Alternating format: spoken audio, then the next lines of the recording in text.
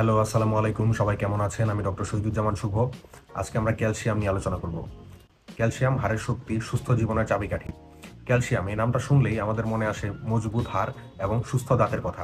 Calcium শুধু আমাদের হাড়কে শক্তিশালী রাখে না, বরং আমাদের পেশির সংকোচন, রক্ত জমাট বাঁধা এবং স্নায়ুতন্ত্রের সঠিক কার্যকারিতার জন্য অপরিহার্য।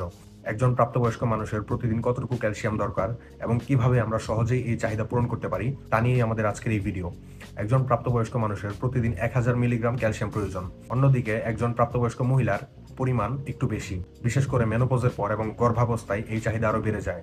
একজন প্রাপ্তবয়স্ক মহিলার প্রতিদিন 1000 থেকে 1200 মিলিগ্রাম পর্যন্ত ক্যালসিয়াম দরকার হতে পারে। এই পরিমাণটা শুনে হয়তো অনেকের বেশি মনে হতে পারে, কিন্তু সঠিক খাদ্যাভ্যাসে মেনে চললে আমরা সহজেই এই চাহিদা পূরণ করতে পারি। বাংলাদেশে সহজেই পাওয়া যায় এমন কিছু খাবার দিয়ে আমরা সহজেই এই ক্যালসিয়ামের চাহিদা মেটাতে পারি। প্রথমত হচ্ছে দুধ ও দুগ্ধজাত পণ্য। দুধ ক্যালসিয়ামের সবচেয়ে ভালো উৎস।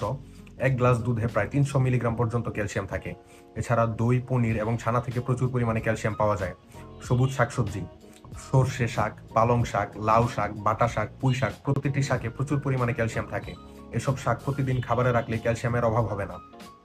ছোট মাছ। আমি জানি আমাদের অনেকের ছোট মাছ খাওয়ায় অনেক অনীহা, কিন্তু ছোট মাছ ক্যালসিয়ামের একটা অন্যতম প্রধান উৎস।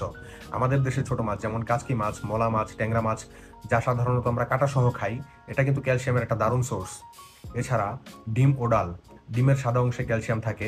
এছাড়াও বিভিন্ন ধরনের ডাল যেমন মুগ ডাল, মসুর ডাল এবং ছোলায়ও বেশ পরিমাণে ক্যালসিয়াম পাওয়া যায়। অন্যান্য খাবার, তিলের বীজ, বাদাম এবং কাঠবাদাম, এসবও ক্যালসিয়ামের অত্যন্ত ভালো উৎস।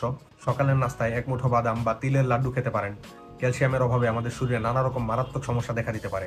অস্টিওপোরোসিস, এটি ক্যালসিয়ামের অভাবজনিত সবচেয়ে পরিচিত রোগ। ক্যালসিয়ামের অভাবে হাড় দুর্বল এবং ভঙ্গুর হয়ে যায়, যা সামান্য আঘাতেই ভেঙে যেতে পারে।